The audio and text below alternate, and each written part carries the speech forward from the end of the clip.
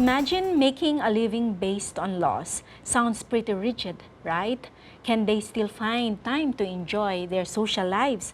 Let's talk about lawyers and how they handle law, life, and the space between. Tonight in Dynamic Living the Total You, we'd like to feature our friends from the law profession in our episode Potentials and Pains of the Profession. I'd like to welcome to the show my guests, two young lawyers, not so young, the other one.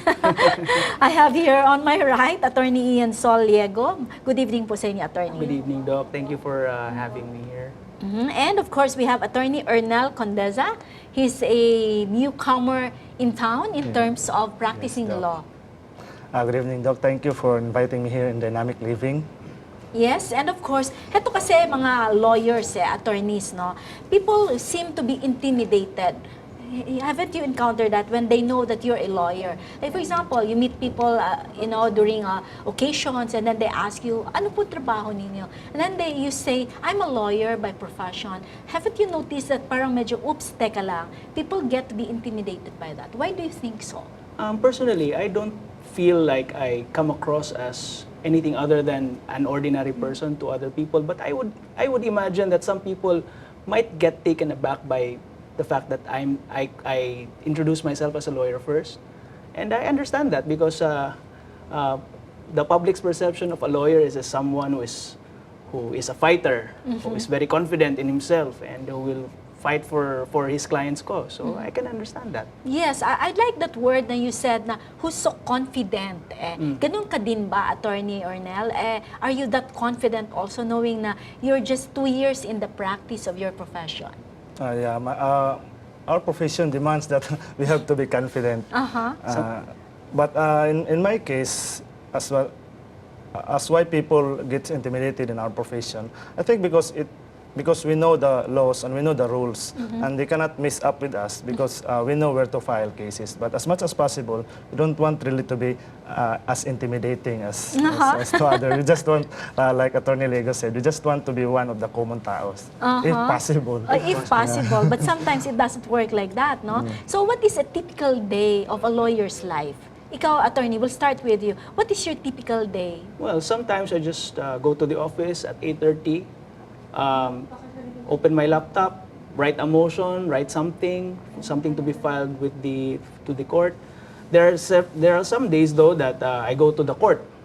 I go there for a hearing or a trial. There, I really earn my keep as a lawyer. I argue with other lawyers. I talk to the judge. I try to convince the judge of the justness of my cause, and that's my typical day. What about you, attorney? Because I am into private practice, so it's very different with Attorney Lego. Because it depends if whether I have a hearing or not. If I have a hearing, where it is located, is it local or? So you travel also? Yeah, if like when my hearing is somewhere in Wao, for instance, so I have to wake up at around 1 o'clock in the morning, as early as 1 o'clock or 3 o'clock. Depends when my client would get me in my house. But we have to travel from Cagayan de Oro to Wao. So layo din, ano? So there's a distance na you have to travel. Pero di ba, parang notice namin, the lawyers, aside from the day-to-day na you prepare for your hearings, don't you bring home your work? Like for example, I know for a fact that there are lawyers who work best at night kasi they have to prepare everything at night. So daytime, nasa korte nga kayo, di ba? You're arguing your cases. So pagkagabi naman, dala-dala na naman yung mga trabaho ninyo. Doesn't your day end at 5 o'clock in the afternoon, just like, when you're employed or you're in business? So that means at 5 p.m. you end your job. So at nighttime, you're free already to do whatever you want.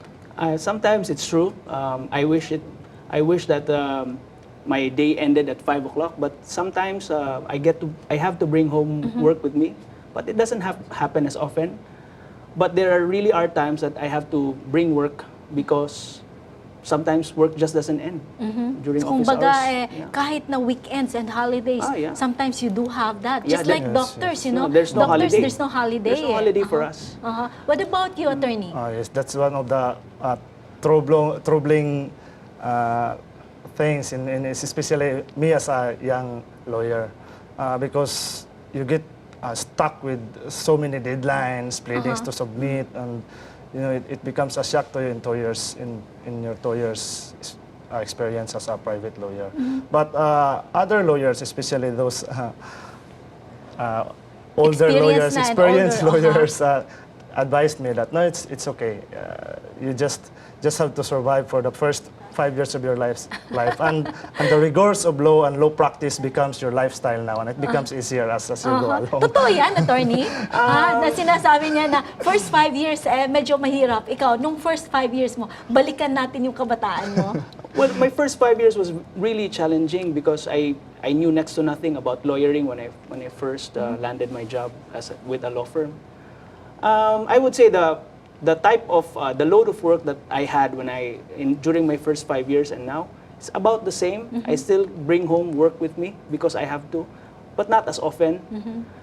And even if I'm sure my Panyero will agree with me on this. No. Even if I don't bring any work home with me, I don't do anything. I don't bring my laptop. I don't bring files to read. I bring it home in my your mind. In my mind. Kasi Get loaded in your mind. kailangan isipin mo, ano kayong pwede kong gawin dito? Yes, Ano kayong batas ang pwede kong gamitin dito? Yes, it plays in your mind every night, every day. The problem doesn't end after you meet your client or after your hearing. Sometimes I find myself waking up at 2, 3 o'clock in the morning thinking about the case, even up to now. Ganun ka din ba? Ngayon, Yes. ganyan na rin nangyayari sa'yo? Oh, just like what Attorney Lego said. Although you are not bringing with you your laptop perhaps, or your pleadings or your case folders, but your mind is loaded with your case folders and the facts of your cases, and then you keep going. And at sometimes at 3 o'clock you think, this is a good law to use as your defense, or there's a jurisprudence on that matter. That means you really have to master all these mga jurisprudence, you call that jurisprudence or whatever cases na you need to go back to in order for you to back up your cases. That's impossible. You can't be a master of all the types of law. But you can read But on them. you can master your case. It's possible to master your case file. Possible, but sometimes very difficult. Most often very difficult to master because you're not just handling your case. You're also trying to win the case against another lawyer who's also as good, if not better than you sometimes. Gusto ko yung sinabi mo na you are handling a case na you would want to win, which the other party would want also to win, di ba? So that's a challenge there. Any particular case, Attorney Ernel, na gustong-gusto mong hawakan? Like for example, ikaw baguhan ka lang ngayon, 2 years ka pa lang in the practice. Is there any particular case na sa tingin mo, ganitong klaseng mga kaso ang gusto kong hawakan talaga at bakit? Right now, I keep learning on knowing my forte. But in our law office, in our law firm, since I am the foot soldier ika nga, as a young lawyer, Yes. they assigned me all the criminal cases. So I find myself also loving the criminal cases because you just don't want innocent people going to jail. So, in a way, you want to exploit the quantum of evidence required by the Constitution in proving guilt, that is proof beyond reasonable doubt. So yun yung gusto mo? Parang naiintriga ka doon at gusto mo What yun? is that proof beyond reasonable doubt? And how do we overcome it? And perhaps judges have to know what is that. How can I convince the judge that no, the prosecution has not been able to reach that quantum of evidence, that proof beyond reasonable doubt. And I know Attorney Lego also has to defend some accused also. It does happen, di ba, na kumbaga, di ba, attorney, palagi ang inyong principle in handling cases would be, you would always believe that your client is kumbaga, innocent. Ganun po ba yun? You would like that. That's the ideal, but it doesn't happen all the time. Sometimes it happens that your client is guilty, but not guilty to the degree that for the crime that he's being charged with. So pwede ring mangyari yun. Yes. I agree. So kumbaga, kahit na guilty man siya or siya talaga yung may kasalanan, if you take this case, this particular case, you really have to come to the defense of that individual. Yeah. Because everybody is entitled to his day in court. He is entitled to legal representation, no matter who he is or what he may have done. Okay. It's a matter of sa right. kay Attorney Ernel, more of criminal cases ang napupunta sa kanya. Kayo po, in your long years of practicing, ano po ang mas gusto ninyo? What particular area in the practice do you really prefer to handle? I've handled a lot of types of cases already, but I seem to like the civil case, nullity of marriage cases, and labor cases. I enjoy handling them. Nullity of marriage cases, I enjoy it because the challenge of what I see with the spouses, no, sometimes it's the husband, sometimes it's the wife.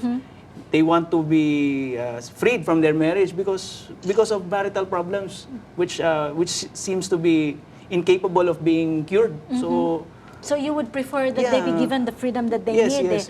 So do you believe, Attorney Ian, that your client being right should be given that day in court, and no matter what happens, your client should be given the chance to, to be able to free this, your client from whatever this client is being accused of? Yes, of course. Even if sometimes I feel my client is not totally innocent, but it can happen also that the private complainant is not innocent himself or herself. So, It's- kumbaga, bawi-bawi lang, Yes, ganun yes, lang yun yes. siya. Now, Attorney Ernel, what is at stake if you lose a dispute? Like, for example, natalo ka sa kaso mo, what is at stake here? For doctors kasi, if you lose your case, that means it's a matter of life and death, di ba? So, kung surgeon ka at hindi mo naagapan yung sakit ng pasyente mo, pwedeng ikamatay ng pasyente mo. Pero sa inyo po, as a lawyer, what is at stake if you lose a dispute? Like, for example, you go to court and then you lose this case. What is at stake here? Yeah, in my view, what is at stake is there's so much at stake. Like you have to defend your client because the issue is who owns the property. So, sometimes if you lose that case, you Nawala also din yung lose the property property. niya. You also lose the experiences that comes along with the property, the sentimental value that comes along with the property. You lose, and in fact, sometimes you also lose the life of your client attached to that property. So, kailangan talaga na ingatan kung ano man yung kaso na hinahawakan ninyo. Now, Attorney Liego, is there something na you wish to have known before you attempted to go into law school? Na kumbaga sa isip mo, kung alam ko lang ito na ito pala magiging trabaho ko as a lawyer, I wouldn't have gone into this profession. Not really that I would not have gone into this profession, but I wish I had known when I was a law student, no, that there would be so much paperwork involved. I wish I had known that. Talaga? Yes, Mahirap yes. ba? Yes, the paperwork, at least for me, I don't know about my panyero here. The paperwork for me is really the challenging part. When I was a student, I loved studying law. I wasn't the best student, but I went to school every day. I studied diligently. I loved learning about the law. When I became a lawyer, I was shocked at how much paperwork my bosses gave me. And up to now, although I am my own boss, I still find it a challenge, the amount of paperwork that So, kumbaga, ano kayo, with the voluminous work that you have to do, all those papers, all those write-ups, no, ang dami-dami Ano po kaya sa tingin ninyo, Attorney Ernel, na pag sinabi nila na when you become a lawyer, it's a guaranteed path to financial success. Totoo ba to? Yeah, that is one of the myths. For me, that's one of the myths. So, hindi siya totoo, ha? No, definitely. What about pag sinabi naman nila, pagka meron ikang yung mga law profession daw, you can be good at arguing and you can always win the case. Is there truth to it also? Sometimes, but not all the time. Sometimes you are left with the type of case that you have, and it may be a losing case. So no matter what you do, you will still lose. And yet you will still take it on. Yes. Ha? Yes. Ganun Because ka rin. Yes, because as Attorney Lego said, everyone deserves a day in court. So, di ba parang Another pag-start presentation. pa lang, pagtanggap niyo ng kaso, you would know You can already read kung ito ay winnable or hindi. And despite the fact na you know na hindi siya winnable, you would still take it. Yes. And do your best. I will do my best because during trial, you don't know what will happen. You don't know what evidence the other party has, how good the other lawyer is. It's only during trial and after the judgment has been rendered will you know if you really did a good job and you won or you did not do So a in good other job. words, attorney, kumbaga, factor to consider yung magiging kalaban mo na Yeah. abogado din. Of course. Ha? So yun yung isa sa mga challenges. We'll take a very short break and when we return, we'll continue on discussing with our guests here how did they hurdle the bar exam, considering that it is supposedly the most difficult exam in the country. Please stay tuned.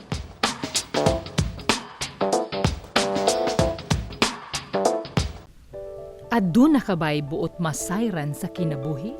Aduna ba'y kagawasan sa sala o kasakit? May paglaong pa ba ang mga minatay? Unsa ba'y padulngan sa kalibutan? Mga higala, ipangutana kay pastor. Ipadala ang imong mga pangutana ug tubago ni pastor gamit ang Biblia. Pangutana Pastor, usa ka serbisyong gidalit kaninyo gikan sa Hope Channel.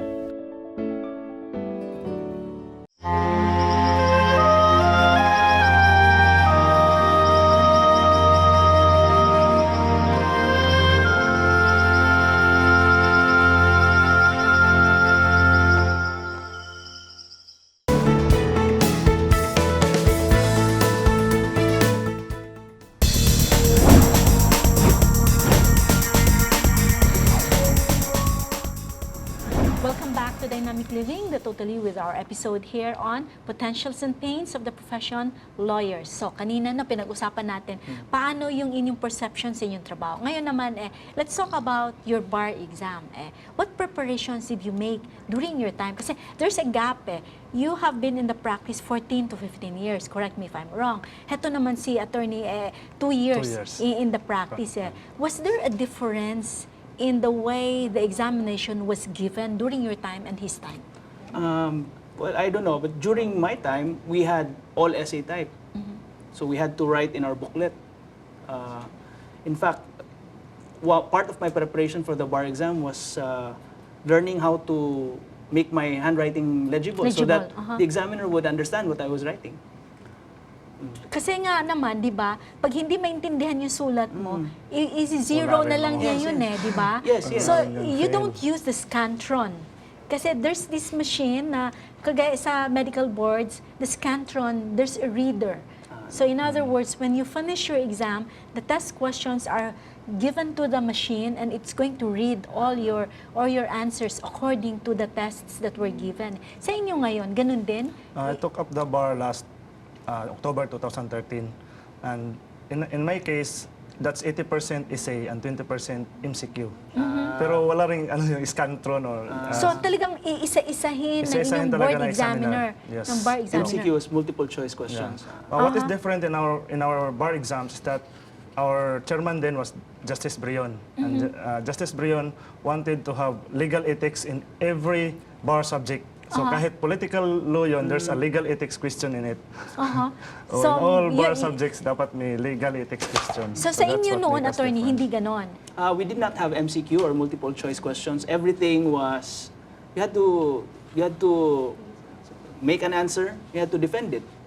So if the answer called for giving your reason, giving the law, you have to write it down. Hindi kayo napagod sa kakasulat kasi nakakapagod na nga yung mag-cross out ka lang A, B, C, D, E. How much more this one? You really have to put it in paragraph forms. There were times that in a particular exam, I was so tired and I had lack of time. I didn't finish some parts. I didn't finish some parts. And so when you were preparing, okay, ang ikinaganda sa inyong dalawa ngayon is you represent two different groups of lawyers. In other words, practicing lawyers. Kanina, I asked you, Attorney Arnel, if you're married when you took up law, di ba? Ang sabi niyo po, may asawa na kayo Yes. nung Yes, Doc. kayo ay nag-aral. Si Yes, Attorney Doc. Liego, ano siya pinapakain, pinapatulog, pinagpag-aral, lahat libre sa kanya. So there's a difference there. How were you as a student, knowing na you have to work, you have to study, and you have a family? Oh yeah. After several months in studying, I realized it's really hard. But before I started enrolling in Xavier University, I thought it would be easy. After all, I had my college. For me, it's very easy. And then when I realized how demanding the law school is, then I just like No, it's very hard. This is very hard there, especially that you have a family, you have to take care of your kid, and you have to find money for your family and for your school and for the books. And I was also working there then as a manager in a financial company.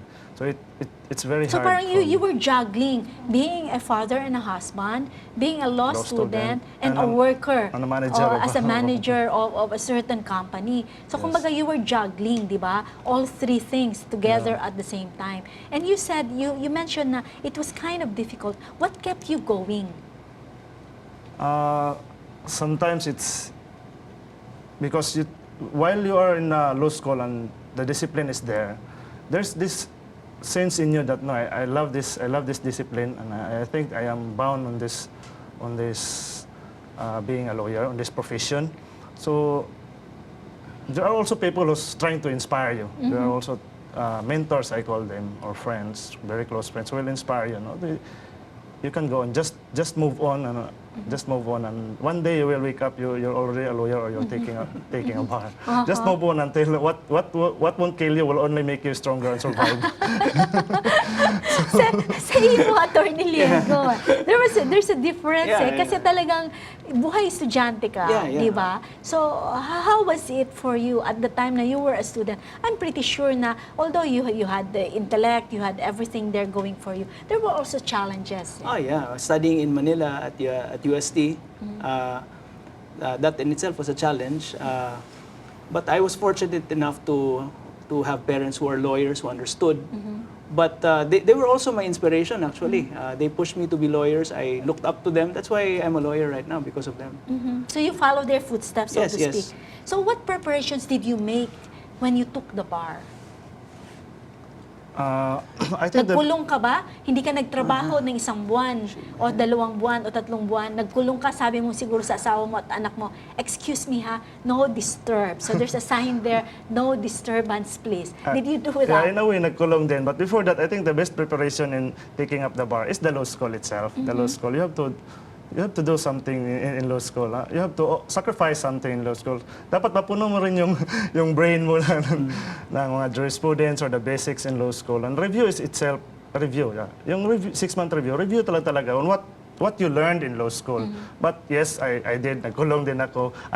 That's why I did not take my review here in Cagayan de Oro. I went to UP to review for 6 months, and I rented a Space, so Yeah, you can be space there, alone. so I can be alone. You I really was had alone. you really had to be away from your family just so Yes. you can focus on the review of the And bar. some of my friends also would invite me. So in order to prevent parang all walang, that, parang walang labas talaga. Sa inyo naman, attorney, nung time mo, when you were preparing for the bar, did you also make that like kulong ka din, walang mga kaibigan, wala ang family, wala lahat? That's very true.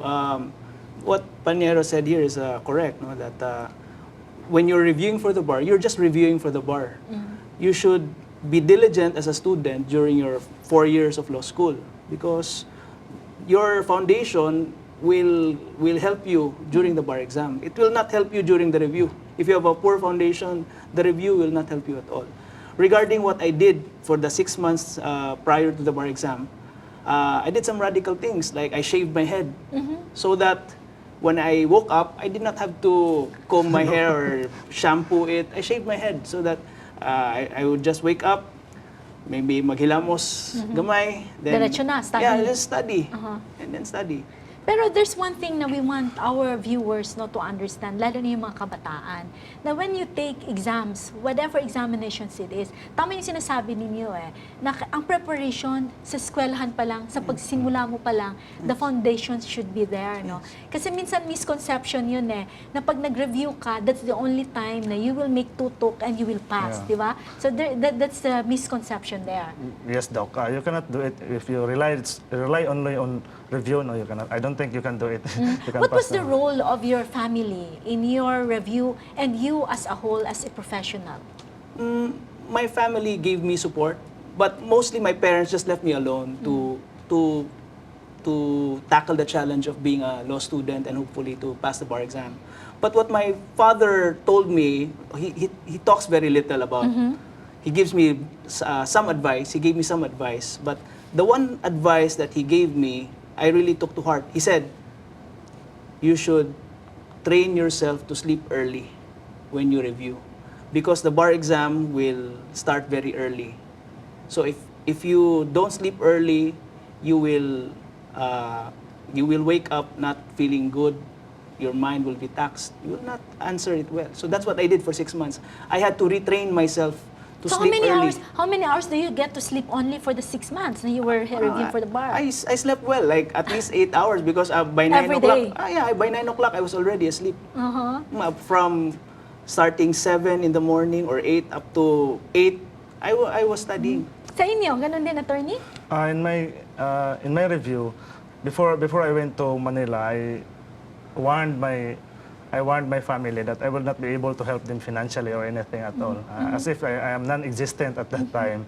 So I didn't want them to inform me on whatever problems, no matter how big. So I told them, no, do not inform me anything at all. Unless you inform me or that you are giving me In money. in other words, attorney, incommunicado ka at the time, ha? Ganun ang ano Parang mo. ganun na rin, Oo. Doc. So, what was the role of God in your profession? Now, let's talk about you as a person, na you being a lawyer and all. What do you believe that God has, plays a major role in your day-to-day activities as a lawyer? Yeah, I'm glad you asked that, Doc. In fact, when I took up my testimonial dinner, the very first words that I said on that testimonial dinner, I said, "To God be the glory," because I see the law school itself as a humbling experience for me. Kasi before I entered law school, parang kaya kong lahat. No? I can do it everything. I can be successful as anywhere I go. And then law school, I flunked for quite so many times. Although, and then I see law school as a humbling experience for me.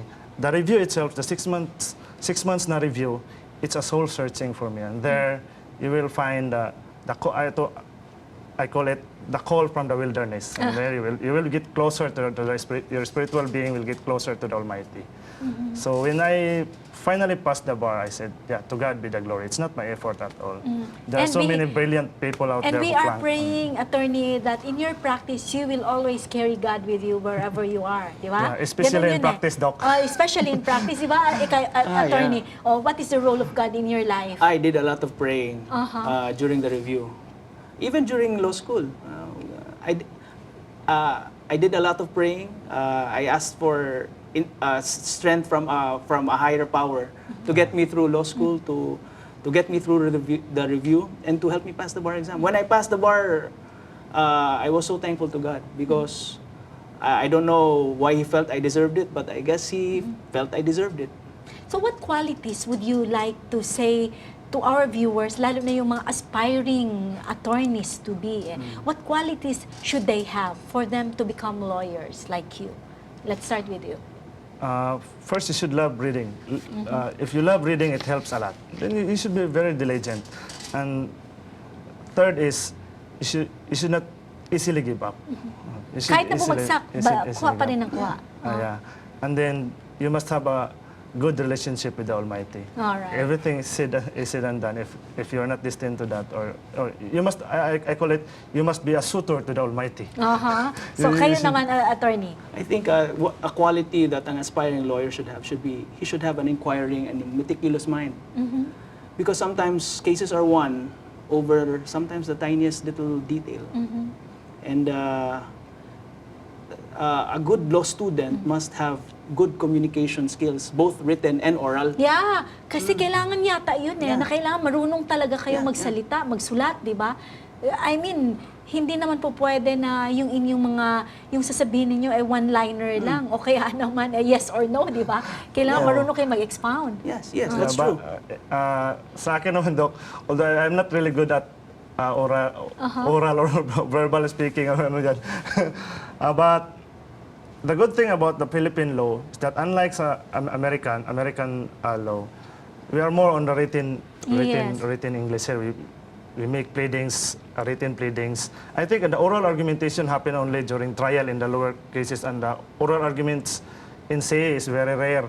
Often, oral argumentation skills is very necessary doon sa oral argumentation before the Which Supreme brings me Court. to mind, no, before we take a break, no, ang sabi nga nila, malalaman mo, masasabi mo na magaling yung abogado mo pag magaling siyang gumawa ng kanyang pleadings and petition. Is that true? Yeah, that's true. Ha? Because sometimes fellow lawyers, I determine the quality, the degree of profession that a lawyer has with the kind of paper that I receive from that lawyer.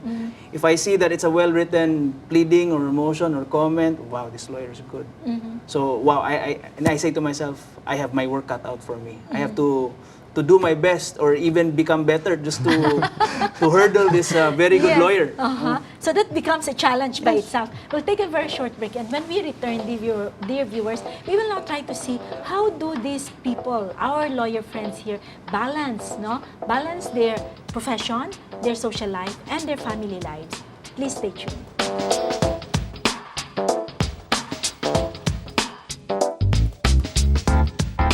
To me, the joy, which money cannot buy.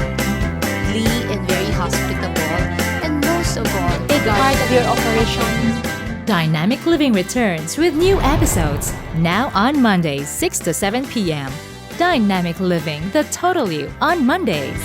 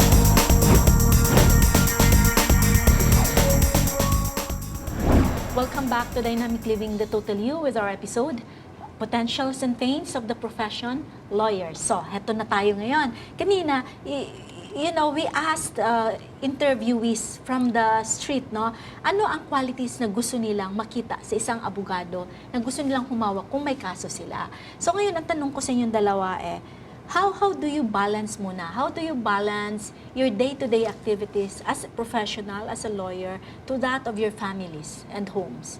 Kasi like your family persons So how do you balance that? First of all, I try not to take my job and myself too seriously as a lawyer. I try to give priority to my family, my wife, my children first. And I try to do something else other than practicing law. Like I play sports, I go out with my friends sometimes, and that gives me a healthy balance. And sometimes it helps me to forget law, about the practice of law for a while. Okay, what about the attorney? Sa akin naman, since I was only a new lawyer, the pressures and the tremendous deadlines and tasks and the stress that comes with the law come to me as a shock, actually. And So right how do you now- distress yourself? No, right now I'm still trying to find the right formula on how to balance really, because I'm just a two-year. But a mentor once told me, no, if you fail in one area or not, learn to forgive yourself as much as you have forgiven others, and you just struggle, and I keep praying. Pero gano'n naman talaga attorney yan, di ba? Kasi heto si Attorney Arnel, dahil baguhan siya, sometimes, just like us, medical doctors, when you're new in the practice, naku, maniwala ka, attorney, para ka ring turumpo, hindi mo alam paano.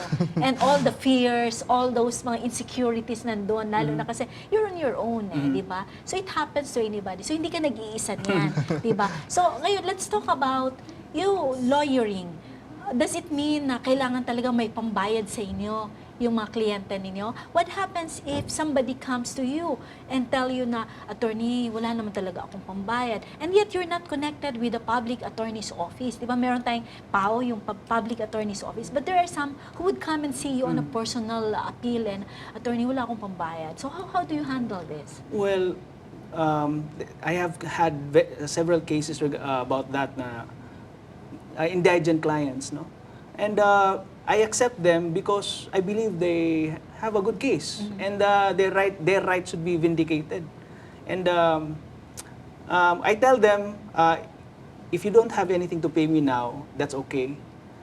If we win and you get something, that's the time that you will pay me. And I accept terms like that from them. It's okay. So what happens if natalo din siya at wala ka ring makuha? Will it make you sad? No, not really. I haven't lost yet in those cases that I'm handling right now. But I don't think I will feel sad if ever we No, lose. pero if supposing you have a very good and strong case and you lose that case, money aside, for your client, how do you feel about it? Losses like this. Nah, that's no problem because there's always appeal. You can always appeal to a higher court, Now, like the Court supposing of Appeals. you also lose that one, and you believe your cause, you believe in what you're fighting for, and you still lose that one. How does it affect you on a personal level? On a personal, it doesn't affect me so much anymore. I try to take away the personal feelings that I have in the cases that I'm handling, and I just tell myself, this is just a case that I'm handling. It doesn't affect me. It should not affect me personally. Sometimes it does, but I tell myself, there's always appeal. There's always the Court of Appeals. There's always the Supreme Court. Maybe we will win in the Supreme Court. That's what I tell myself. And if you don't win the Supreme Court, you will win in the Court of God. Di ba? Pwede naman mangyari. What about you, attorney? Bata ka pa, so baguhan ka. And nakikita mo ba yung self mo like 5 years, 10 years from today na you are already very, very high in your practice and you get to lose cases kasi hindi naman all about winning Sometimes you also lose How do you think you would feel about it? As a lawyer, you have to get detached to your client's cause, no matter how you want to be attached or you want to defend their right at all costs. Kahit ibigay mo pa yung buhay mo. But as much as possible, you have to be detached. So if they lose, so long as you have done your part and you have done your best, there should be no, as what Attorney Lego said, we'll just look for other remedies. There might be some appeal, or there might be motion for reconsideration so you can do. Or you might ask the judge to, in a motion or in a pleading, to reconsider and take the other lighter side. So, ibig sabihin ninyong dalawa, to become a lawyer, one must be strong emotionally and learn not to get affected by the way your cases would turn out to be. Yes. Not just strong emotionally, but tenacious. Tenacious. You must have perseverance as a lawyer and believe that I might lose now, but later on, I will win. Not just I might win, I will win. That's So, kumbaga, ganun lang ang laro ng buhay, ano? So, I think if you do everything that you can, your client will notice. And even if you lose to the Supreme Court, your client will not blame you or anything. In fact, Have you had encounters wherein your clients would say na, attorney, bakit naman tayo natalo? And how do you handle those emo moments with your clients? Well, I tell my clients up front, before I even start to handle their case, the chances of winning a particular case, their case. I tell them, okay, these are our chances. This is what we need to do. This is the kind of evidence that we need to present. And if we don't do this, we might lose. But don't worry, if we lose, there's always appeal, or we can go to a higher court. So at the very start, I am upfront with them, and they know already their chances. So So kumbaga, if we lose. you give them already the assurance kung heto 50% tayo dito may possibility o kaya 70% tayo losing end tayo. So you tell them that. Yeah, not so much in percentage, but I tell them, I will not promise you that we will win, but I will promise you that I will do my Do best. everything. Oh, if a lawyer approaches you and say, give me your case, I will win this case for you 100%. Huwag kang maniwala doon. That lawyer is lying. Ganun din ba si attorney, ha? So, nagsisinungaling siya pag sinabi niya yun, ha? So, what matters? Except perhaps when it's very clear in the facts. So, Then what it's very rare. matters to you the most? In other words, now, let's talk about you on a personal level. Like, ngayon na narating nyo na heto, narating mo na yung ambition mo, na yung goal mo na maging lawyer ikaw. Kayo naman, attorney, you've reached also that point in your practice na I'm doing very good, so to speak. I mean, if you really look at it, no, comparing yourself to others. Pero now, if I ask you, what matters the most to you now? Is it your practice as a professional, as a lawyer? Or is it your family? Or is it, na parang nakakatulong ka naman, bahala na at ano man ang mangyari? Let's start with the young man. Yeah, family comes first, of course. We want to give great things to our family. We want them to be better than what we have undergone as And a maybe man. you would want them to be proud of you, lalo na mga kabataan. Yeah, and we want them to have, your family, you want your children to have the opportunities that life has deprived you before. You want to do everything that. But other than that, on a higher tier of life, I think it matters also the most if an opportunity to make a difference. Before finally saying goodbye, or I think I have done my part in trying to make a difference. Okay, I like that word. You want to make a difference. Kayo naman, attorney. What matters most to me is my family. That I am a lawyer because of my family. I do what I do because of my family. It's very simple for me. What would you like to pursue further if given the chance, no? Na okay, I am given this honor, this privilege, this chance to be able to go higher up. What would that be? I personally have no higher Goals? other than just with my practice. Maybe more clients would help.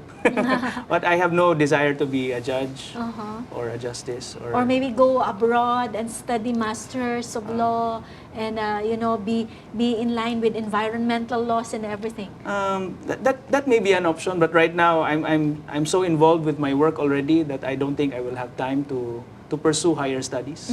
What about you? I mean, I want to go back to study. Yeah. I want to go back to study. When I took up the bar review, I thought that the bar exams is the hardest exam until one of our reviewer told us that no, there's an exam that is harder than the bar, and I want to take that exam. So I have to go back to study. So you want to school go and- to that. yeah. Pero eventually, okay, what would you want the public to know and understand about your profession? I would like the public, first of all, the students, no, the youth who want to become Lawyers. I want them to know that the study of law is a serious business. It's very serious. It demands a lot of sacrifice and discipline. If you don't have that discipline before going to law, chances are you will not have that discipline. So, or you can train yourself to have discipline. It's possible. It's possible. But and as regards the general public, I would like them to realize that what they see on TV, the glamour, the glitz of that they see on TV, lawyers arguing before a judge in a very nice courtroom. Hindi totoo yun. Will not be true at all. It's a work of fiction. It's not glamorous at all. It's hard work. There's some glamour in it, but it happens way too What about you, not too attorney? often enough. How would you want the public to perceive, or what should be the perception of the public on the profession of law? Yeah, the profession of law is. I want them to know that the profession is law is necessary in our society. no matter what others say that lawyers are like this or lawyers suck their clients out. No, this is necessary in our society. We need lawyers. We need lawyers because sometimes they say lawyers defend even the guilty ones. Yes, we defend even the guilty ones. Not so much as we want to free the guilty person, but because we make sure that the rights available to the accused are fully exercised and fully protected. So, Kung we baga, need patas lawyers. lahat dapat. Yeah. Sa batas, di ba? So everybody should have, equal rights in being represented. Yeah, not so much as to free a guilty person, but to make sure that the rights of the accused are fully protected and exercised in accordance What with are law. the challenges in the profession? Other lawyers. Challenges are other lawyers. Yeah, every day I have to argue with another lawyer, or I have to plead my case to a judge, and he's a lawyer also. So that's my challenge. That's your challenge. Other What about lawyers. you? I have to agree to that. Because there are lawyers, really sometimes, there are lawyers who are too technical and they don't want to talk about the merits of the case because they might be losing on the merits. So they're attacking you on the technicality. On the So technicality that's a challenge. and they would insist that your case should be dismissed on a pure technical reason, purely technical reason, which is bad because Is there a difference between a male and a female lawyer? I would like to think that there is none, but I feel that there is. Why is that so? Sige nga. I might. You might offend the I might lady offend lawyers. some. But let me put it this way. Is there a market pa for lawyers? I mean, syempre, when we train our children, when we advise them on what to take, so that they become who they would want to be in the future. Like me, I advise my children to become doctors also. Kasi alam naman natin kung ano yung capabilities on being a medical doctor, being able to set up your own clinic, you're able to help your patients, and yet, and on one hand also, they can stand independently, di ba? Sa inyo naman, would you say na may market pa for lawyers, na you would want your children to become lawyers like you? I believe that there is still a market for lawyers, although there are plenty of lawyers already. But there is still a market for learning about the law. I still believe that people would like to learn about the law. And if my kids would like to become lawyers, I will encourage them. Although I will not brainwash them or force them or egg them to become lawyers, I will let them choose. And if by any chance they will choose to become a lawyer, I will wholeheartedly support them. What about you? I want my children to be lawyers also. You would want also. Just as Attorney Lego said, there's a market for learning. So even if granting that there is no market anymore, but being a lawyer does not actually is not necessarily dependent on the market. Being a lawyer sometimes is a lifestyle. It's a learning, a discipline. It's a profession. So if you take the ethics and the training and the profession of law, I think that's what you call the market for learning, and there's an abundant for that, and it's a good life. And It's a good life. On that perspective, So it's how a do you good life. intend also to make a difference in society today, considering na masyadong marami yatang magulo sa ating society today? There's a kind of an illness that afflicts our society. Indifference is one of them. So how do you intend, as lawyers in your profession, to be able to make a difference so that society, in the coming generations, will become a better society for our children? That's a very good question and a very difficult one to answer.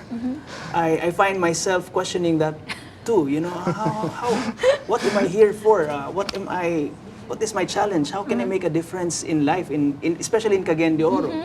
And my answer is, in my own little way, case by case, day by day, little by little. I try to win my client's cause the best way I can. In the best possible way, in utmost good faith, in utmost professionalism. That is my goal. Sometimes it happens, sometimes no. So day by day, meaning I try to expose as as many the ills of our society in any little way I can. Maybe on social media, if I find that my legal opinion will matter on a particular issue, I will give my opinion, but I will select and choose. I will not be so vocal about it that my friends on social media will turn their backs on me. Okay. What about you? How do you plan to make a difference? Yeah, as Attorney Lego said, every good question is always a difficult one to answer. And my personal take on that is, you can make a difference, me as a relatively young lawyer, to your family, to your circle of friends, to your barangay. I don't think our government in the national level matters what my opinion would be. But your opinion, and you might inspire your family, you might inspire your friends. Those circle of friends that you have, you can affect, whose lives you can affect, or whose lives you can inspire. Yes, In napakaganda little po. ways, there might be some Napakaganda din yung rippling na effect on that. kumbaga, in your own small way, you would want to make a difference. And that's always what it should be all about. It's not something grandiose or big. It's in our own little corner wherein we can let our candles shine. No?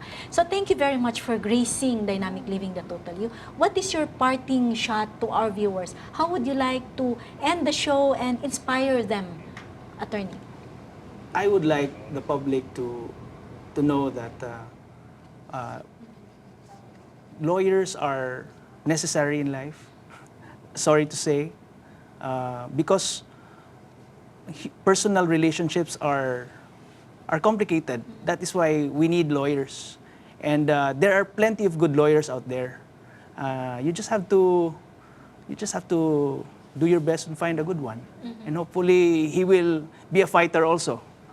And to the students, the aspiring youth who want to become lawyers, be diligent, sacrifice, have discipline, and do not be afraid of hard work, because hard work will get you there.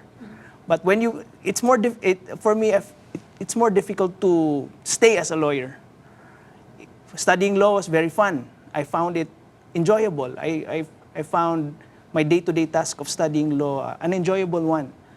But the more difficult task of staying in the profession, being good in the profession, is the challenge of lawyers like myself. All right. What about you, Attorney? Yes, Doc. If you want to be a lawyer, or if you feel that you can be a good lawyer yourself, or you feel that you hear that call from the wilderness to be a lawyer, then be one. It would help if you love to read. It would help if you are a diligent person. But most of all, be a lawyer, because it will get you closer to the Almighty. All It's a right. humbling experience, and it's a soul-searching one. Thank you very much. Remember, dear viewers, whether we like it or not, we live in a world that has become a litigious place. And each one of us are maybe fighting for a cause, for liberty, and for rights. And what we need today are advocates who have high morals, people who believe in us, and people who believe in what is right and what is not right. And even during biblical times, we know also that there's a beautiful promise in Jeremiah 51:36. It says, "See, I will defend your cause and avenge you." Magandang gabi po sa ating lahat. Thank you. Thank you.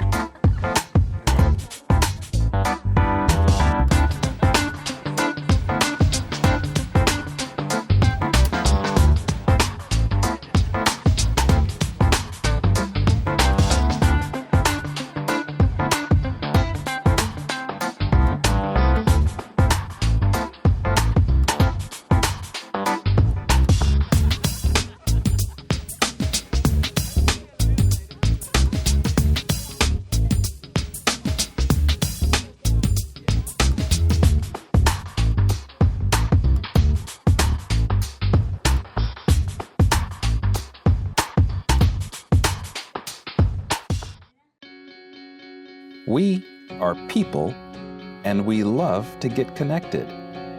We connect as families because of birth. We connect as friends because we click. And we connect as communities because we care. Seventh-day Adventists are people who connect in communities called congregations, which in turn connect to form conferences, who connect together to form unions, divisions, and the General Conference. Why do we connect? It starts with a connection to the Creator, who invites us on a spiritual journey. When we journey together, we can help each other along the way. This journey is a journey of a lifetime, and as we learn and grow, life becomes filled with meaning and purpose. Our greatest joy is in helping others along the way. Wherever you are on your journey, we believe that we have something to offer that can make your life more whole. So the next time you see a Seventh-day Adventist, remember, you're not looking at someone who stands alone. They are connected to a world church that has 18 million members, gathered in 13 divisions, comprised of 122 unions, formed by 600 conferences, serving in 140,000 congregations in 208 countries, who worship in 924 languages, and they all want to connect with you.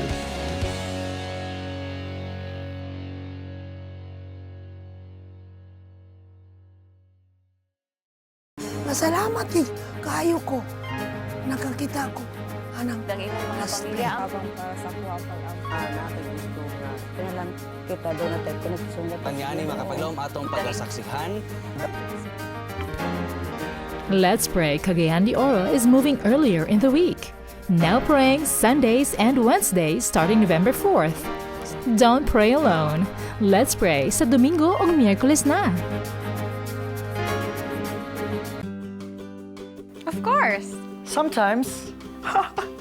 Why not? Yes. My brother. My mom. And of course, my dad. The policeman. Boss. My teachers. My grandpa. When I'm threatened. When he stares at me. When I hear his whistle. When they raise their voice. When they call me by my full name. Whenever he calls me like this. Hey, come on, bro. Because they're the law. He's older than me. My grade would be at stake. They're my parents. Since I'm younger than him, I'll be fired if I don't. You know. Obedience Is more than a state of being obedient. it is our Willful practice of obedience. Conscious decision to obey policemen To obey your and parents. teachers. It means submission to the rules which are meant. to keep us safe. Likewise, Obedience. it's a manifestation of love. I respect my I love parents. my mom. I love my Older dad. brother. Besides, It says we obey our grandparents, our older brother, people of authority, our our boss, parents, in the Lord. Lord. For this is right.